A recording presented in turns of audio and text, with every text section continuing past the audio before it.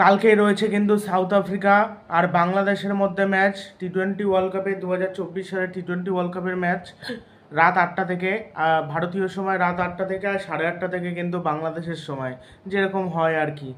আর বাংলাদেশ কি পারবে সাউথ আফ্রিকাকে হারাতে, সেই বিষয় নিয়ে আজকের ভিডিওতে আলোচনা করব।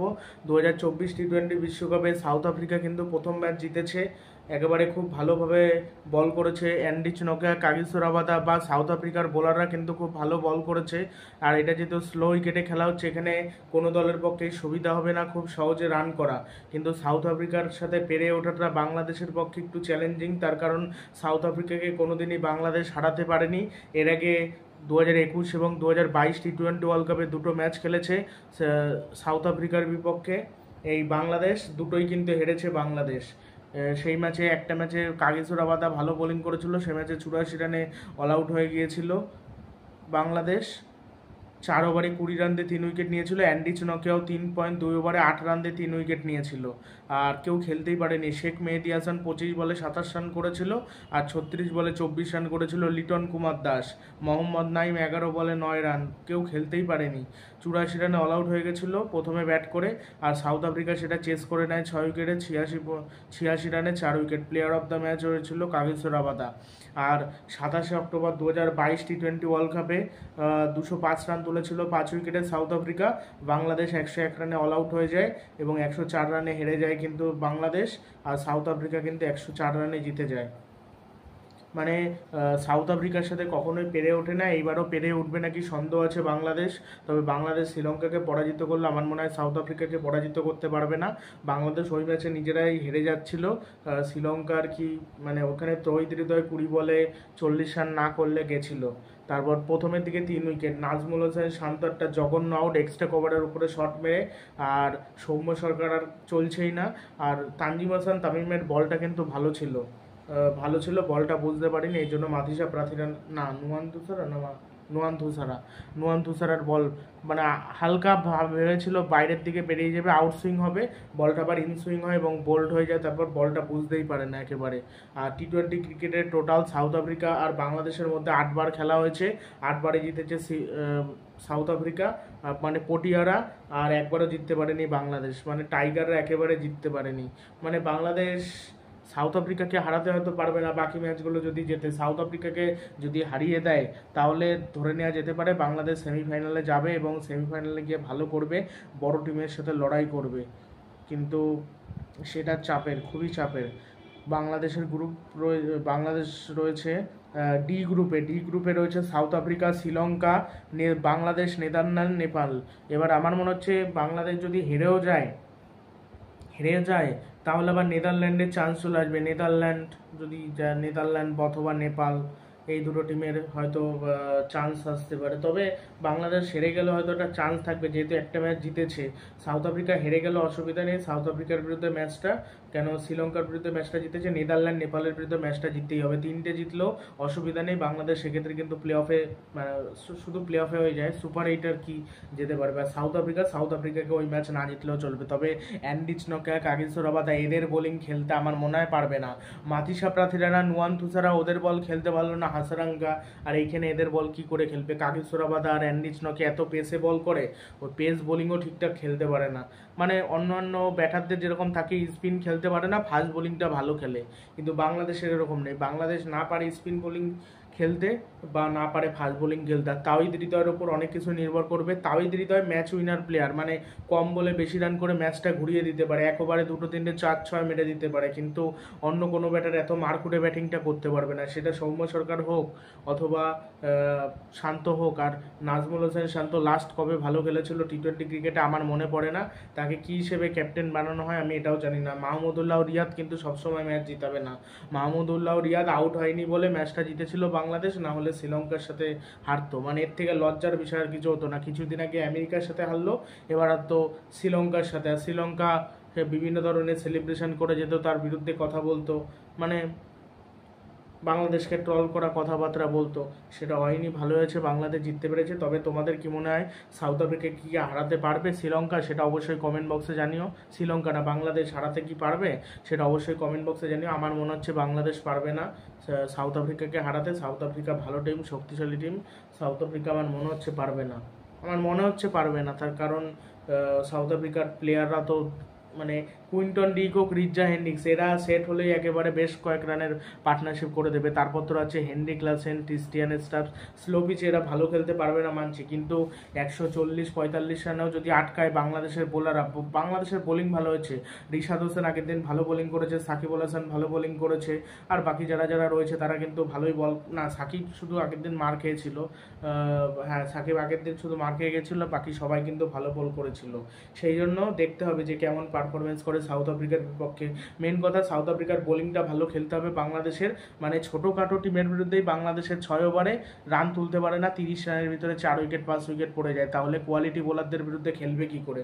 সাউথ আফ্রিকার বোলাররা কিন্তু কোয়ালিটি বোলার, তাদের বিরুদ্ধে খেলবে কি করে ওটা নিয়ে একটা টেনশন। তবে যদি এবার বুঝে শুনে খেলে দেয়, উইকেট যদি স্লো শুরুও করে, যদি 6 ওভারে আমি মনে করি 40 রানে ওঠে, উইকেট যদি না পড়ে সেটা কিন্তু বাংলাদেশের জন্য ভালো। তার কারণ এই যে আফগানিস্তান যে নিউজিল্যান্ডকে হারিয়েছিল, আফগানিস্তান ওই ম্যাচে স্লো পিচ ছিল, আফগানিস্তান ঠিক করে নিয়েছিল মারার বলগুলো আমি মারবো আর পুরো ধরে খেলবো, ওরকম ধরে খেলতে হবে, তাহলে রান হবে। ধৈর্য হারালে চলবে না, তাহলে একমাত্র জেতা সম্ভব। আর যদি প্রথমে ব্যাট করে, মানে ব্যাট যদি করে আর কি সাউথ আফ্রিকা, প্রথমে যদি রান মানে প্রচুর রান করে দেয়, সেক্ষেত্রে কিন্তু সমস্যাও হয়ে যাবে। এরকমও হয়, বাংলাদেশের প্রথম দিকে হয়তো 6 ওভারে যে মানে 6 ওভারে 30 রান দিয়ে 3 উইকেট নিয়েছে বা 4 উইকেট নিয়েছে, তারপরে আর মানে একদম লাগাম ছাড়া জঘন্য বোলিং করা মানে করলো, তারপরে শেষ অবধি যে 185-80 রান হয়ে গেল, সেই রানটা চেস করতে পারলো না বাংলাদেশ। এর আগে এরকম বহুবার হয়েছে, এটা বাংলাদেশে যেন না হয় সেটা দেখতে হবে। একজন দুজন বা তিনজন নিয়ে তো জেতানো যায় না ম্যাচ, বাকি যারা যারা থাকে টিমের সাথে যুক্ত।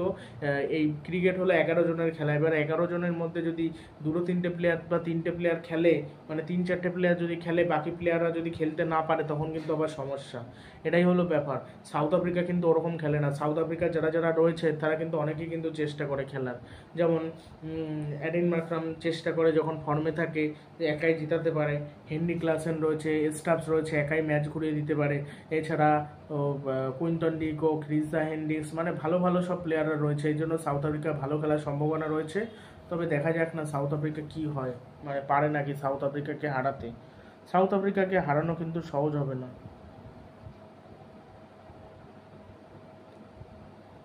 তো দেখা যাক হারাতে পারে নাকি সাউথ আফ্রিকাকে।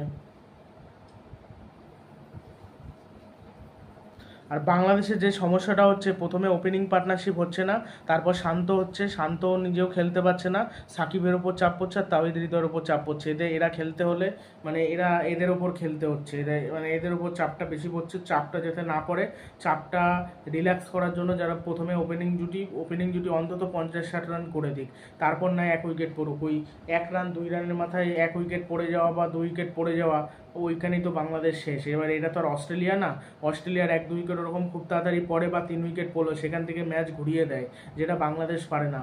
এটাই হলো বাংলাদেশ, অস্ট্রেলিয়া বা অন্যান্য কাপ জেতা টিমের এটাই বৈশিষ্ট্য। তাদেরও উইকেট পড়ে, ভারতেরও যে উইকেট পড়ে না তা কিন্তু না, 30 রানের ভিতরে তাদেরও এক সময় 3 উইকেট পড়ে যায়। সেই সময় যে খেলাটা দরকার হয় স্লো খেলা, সেই স্লো খেলে রানটাকে এগিয়ে নিয়ে যাওয়া, পরে কিন্তু মেরে রানটা তুলে দেয়। এটা বাংলাদেশ পারে না। বাংলাদেশের উইকেট পড়া মানে ওইখানেই খেলা ঘুরে গেল। মানে 10 ওভার, আমি একটা ইউএসএর সাথে মানে আমেরিকার সাথে যুক্তরাষ্ট্রের সাথে একটা ম্যাচ ছিল, সেই ম্যাচটা 100 রানের উপরে পার্টনারশিপ করেছিল, তারপরে সব ব্যাটিং ফ্লপ, যারা আসছে ব্যাটিং কেউ করতে পারছে না বাংলাদেশের, এই জন্যই তো বাংলাদেশ হেরে যায়। বাংলাদেশ যে ঘুরে দাঁড়াবে না, ঘুরে দাঁড়াতে পারবে না, পারে না আর কি। আর আগের দিন যে প্লেইং 11 খেলানো হয়েছিল, সেই প্লেইং 11ই খেলানো হবে, উইনিং কম্বিনেশন তো চেঞ্জ করা হয় না, ও যেরকম খেলেছিল ওরকমই হয়তো খেলবে। আর সাউথ আফ্রিকা দেখা যাক কি হয়, কোন প্লেয়ার পরিবর্তন করে। তবে অ্যান্ডি চিনোকে এত সুন্দর গতি দিয়ে বল করে, মানে একদম অবিশ্বাস্য ব্যাপার। আর রাবাদার, এই দুজনের বল খেলা খুব, দুই দিক দিয়ে দুইজনের বল খেলা খুব চাপের হয়ে যাবে। ওদের কিন্তু স্পিনারও খেলা রয়েছে, কেশব মহারাজও যে কোনো মুহূর্তে টান করাতে পারে, স্পিন উইকেটে কিন্তু ভয়ঙ্কর হতে পারে। আর বাংলাদেশ যদি প্রথমে ব্যাট করে, বাংলাদেশের অন্তত টার্গেট নেওয়া উচিত 140-50 রান, সেটা ডিফেন্ড করুক। বা বাংলাদেশ যদি চেজও করে, কম রানের ভিতরে আটকাক, বেশি রানের মধ্যে যদি বেশি রান করে দিলে আবার ওরাই জিতবে, যে বেশি রান করবে সেই জিতবে, সেটাই হয়ে থাকে। আর নাজমুল হোসেনের শান্তর ক্যাপ্টেন্সি কিছু ক্ষেত্রে ভালো হয়েছে, কিছু ক্ষেত্রে হয়নি, বাট নিজে ব্যাট হাতে ব্যর্থ হচ্ছে, এটাই সব থেকে বড় কথা। এইখানে নিজের পারফরমেন্স করতে হবে। কি আসছে আর আউট হয়ে চলে যাচ্ছে, জঘন্য লাগছে ওটাই। নিজের ভালো খেলতে হবে। নিজে যদি এরকমভাবে ব্যর্থ হয় তাহলে আর হয় নাকি ওরকমভাবে। প্রথমে তো বললামই সাউথ আফ্রিকাকে হারাতে পারবে নাকি বাংলাদেশ, সেটা তো বললাম। এবার বলবো হলো যে বাংলাদেশের ব্যাটিং বেশি খারাপ নাকি বোলিং বেশি খারাপ, সেটাই কিন্তু এই ভিডিওতে বলবো। বাংলাদেশ এখনও পর্যন্ত ম্যাচ জিতেছে একটা ম্যাচ জিতেছে, শ্রীলঙ্কাকে হারিয়েছে, তাও টেনে টুনে, তাও চেস করেছে কত রান, মাত্র 125 রান। মানে আর যদি 20টা রান চেস বেশি করতে হতো, করতে পারতো নাকি সন্দেহ বাংলাদেশ, সেক্ষেত্রে হয়তো 10-12 রানে হেরে যেত। তাও তাওহিদ হৃদয় 20 বলে 40 রান করে, 3টে ছক্কা মারে বলে পরপর, ওইখানেই ম্যাচের টার্নিং পয়েন্ট, ওইখানেই ম্যাচটা ঘুরে যায়, না হলে ম্যাচটা আর ঘুরতো না। আর বাংলাদেশের আমার মনে হয় ব্যাটিংয়ের থেকে বোলিংটা একটু হলেও বেটার। বোলিং একটু হলেও বেটার, বোলাররা মানে তাসকিন আহমেদ বা মুস্তাফিজুর রহমান বা সাকিব মার খাচ্ছে, বা অন্য যারা বোলার রয়েছে, তানজিম হাসান সাকিব, প্রত্যেকে কিন্তু ভালো বল করার চেষ্টা করছে। এমনকি মাহমুদুল্লাহ আসলে দেখলাম অনুশীলন ম্যাচে উইকেট নিয়েছিল রোহিত শর্মার। সেই জন্য বোলিংয়ের দিক থেকে আমার মনে হয় ব্যাটিংই খারাপ, মানে ব্যাটিংটা বাংলাদেশের খারাপ বলে আমার মনে হয়, এবং বোলিংটা কিন্তু ভালোই রয়েছে। বোলিংটা কিন্তু খুব একটা খারাপ না, বোলিংটা বেশ শক্তিশালী বোলিং অ্যাটাক রয়েছে। মানে বড় বড় টিমের বিরুদ্ধে এই বোলিং চলবে নাকি সেটা বলা সম্ভব না, বাট খারাপ না, একেবারে খারাপ না। ওই যে অনেকে বলে না জঘন্য বোলিং, একেবারে দুর্বল বোলিং, একেবারে দুর্বল কিন্তু বোলিং না, সেটাই আমি বললাম আর কি। তো দেখা যাক বাংলাদেশ এই বোলিং নিয়ে কী করে। তবে আমার মনে হয় না শুধু বোলিং দিয়ে কাজ দেবে বলে ব্যাটিংয়েও রান করতে হবে। ব্যাটিংয়ে যদি ওই দশা হয়, 3-4 জন প্লেয়ার অফ ফর্মে থাকে, একেবারে খেলতেই যদি না পারে, ওই যে 0-6 বলে 7 এরকম। আর শান্তকে সত্যি কথা বলতে এইবারের বিশ্বকাপে দেখা উচিত। এই টি-20 ওয়ার্ল্ড কাপে, টি-20 ওয়ার্ল্ড কাপের পর যদি খেলতে না পারে, সোজাসুজি টি-20 থেকে বাদ দেওয়া উচিত, চলে না। ওর থেকে অন্য কাউকে, তাওহিদ হৃদয়কে অধিনায়ক বানিয়ে দাও, তার উপর ভরসা রাখো, ব্যাস ওটা ভালো হবে, ওটা বাংলাদেশের জন্য ভালো হবে। তরুণ কাউকে অধিনায়ক করে দাও, নাহলে মেহেদী হাসান মিরাজ ছিল যে অধিনায়ক হওয়ার যোগ্য, বাট তাকে তো টি-20তে নেওয়া হয়নি। এবার আর তাসকিনকে ক্যাপ্টেন, কিন্তু সে তো বয়স্ক, মানে অতটা ইয়ং কাউকে করতে হবে। এবার তাওহিদ হৃদয় সব থেকে বেস্ট, তাওহিদ হৃদয় খেলেও ভালো, মানে যে ভালো খেলে তাকে টি-20তে অধিনায়ক করে দাও, ব্যাস। একটা চাপ থাকবে ঠিকই, তাও দেখা যাক, তারপর যদি চাপ নিয়ে খেলতে না পারে আলাদা ব্যাপার। মানে বাংলাদেশের হয়ে একমাত্র দেখলাম তামিম ইকবালে, আর তার আগে মাশরাফি বিন মোর্তাজা, এই দুজনই ক্যাপ্টেন হিসেবে সফল হয়েছিল। সাকিবের ক্যাপ্টেন্সিও খুব একটা ভালো না, মাহমুদুল্লাহর ক্যাপ্টেন্সিও খুব একটা ভালো ছিল না, তাও সাকিবের থেকে একটু হলেও মাহমুদুল্লাহ বেটার ছিল। মাহমুদুল্লাহর সময় হারতো, ওই প্লেয়ারদের ওপর কোনো ভরসা রাখতো না। এই আফিফ হোসেনকে 1 ম্যাচে খেলালো, আবার 2 ম্যাচে বসিয়ে দিল, এই জন্য মানে জেতার থেকে ম্যাচ বেশি হেরেছিল মাহমুদুল্লাহর নেতৃত্বে এই বাংলাদেশ। খেলবে কি করে, মানে তার নেতৃত্বে খেলতেই পারতো না, মানে তার নেতৃত্বে একেবারে বাংলাদেশ ল্যাজে গোবরে অবস্থা হতো, মানে না বোলিং ভালো হতো, না ব্যাটিং ভালো হতো, কিছুই ভালো হতো না, যার কারণে ম্যাচ হেরে যেত, তারপর তার দোষ হতো। সেই জন্য সে ইচ্ছে করে বোধহয় ছেড়ে দিয়েছিল। ওইদিকে জ্যাসন হোল্ডার ওয়েস্ট ইন্ডিজের যেমন ছেড়েছিল, কার্লোস ব্রেথওয়েট ওয়েস্ট ইন্ডিজের ক্যাপ্টেন্সি ছেড়ে দিয়েছিল, তারপর তো পোলার্ড কিছুদিন ছিল, পোলার্ড আবার ছেড়ে দিয়েছিল, এখন রোম্যান পাওয়েল ক্যাপ্টেন। এরকম মানে দল যখন হারতে থাকে না, তারপর সে যখন ক্যাপ্টেন্সিতে কিছু করতে পারছে না, নিজে ব্যাটেও রান পাচ্ছে না, তখন সমস্যা। মাহমুদুল্লাহ নিজে ক্যাপ্টেন্সি নিয়েও ভালো খেলতে পারতো না। সেই জন্য এমন কাউকে অধিনায়ক করা উচিত, এই শান্তর মতো না, মানে একটা ভালো অধিনায়ক হবে। এবার তাওহিদ হৃদয়কে করে দেখা যেতে পারে সে কীরকম অধিনায়কত্ব করতে পারে। লিটন দাসকে অধিনায়ক করা হবে, শান্তর কোয়ালিটি।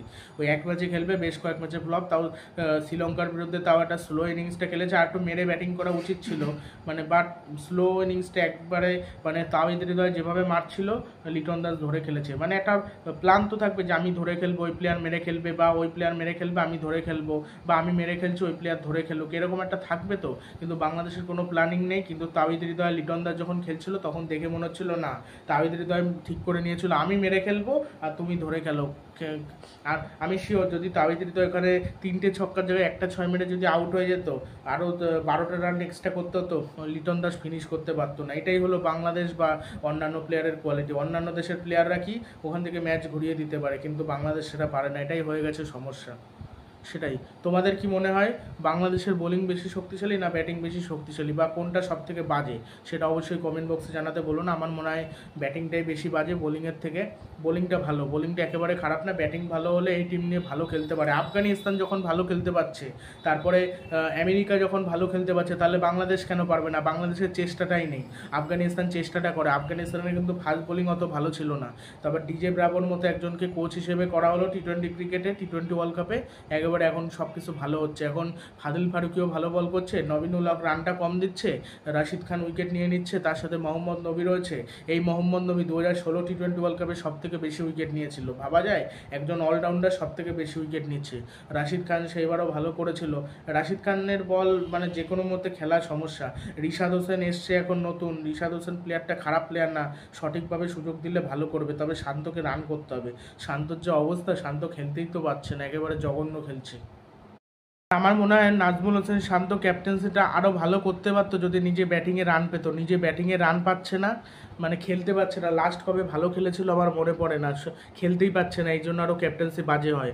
যখন একটা প্লেয়ার রানের মধ্যে থাকে, রান ভালো করতে পারে, তখন কিন্তু তার ক্যাপ্টেন্সি এমনিতেই ভালো হয়। এবার সে প্লেয়ার যদি রান না করতে পারে, ব্যাট হাতে একেবারে ভালো করতে পারছে না, তখন কিন্তু সে ভালো কিছু করতেও পারে না।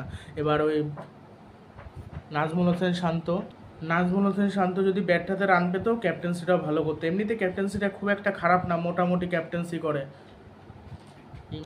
আর নাজমুল হোসেন শান্তর মানে ফিল্ডিংও খুব একটা যে এক্সট্রা অর্ডিনারি কিছু না। আর বাংলাদেশের প্লেয়াররা এত স্ট্রাইক রেট স্লো নিয়ে ব্যাট করে, মানে ওটাই হলো সমস্যা। এত স্লো নিয়ে ব্যাট করলে হয় না, একটু ভালো স্ট্রাইক রেট নিয়ে ব্যাট করতে। এত স্লো ব্যাটিং করে ঘুম পেয়ে যায়। শ্রীলঙ্কার অনেক প্লেয়ারও স্লো ব্যাটিং করে। বাট আর এই উইকেটে এবারে খেলা মুশকিল। আইপিএলের যে উইকেট হয় বা আইপিএলের উইকেটে যে ভালো খেলেছে, সেই উইকেটে আসলে মুখ থুবড়ে পড়বে নিউ ইয়র্ক বা ওয়েস্ট ইন্ডিজের পিচে তাও একটু ব্যাটিং করা যায়, কিন্তু এই পিচে একেবারে করা যায় না।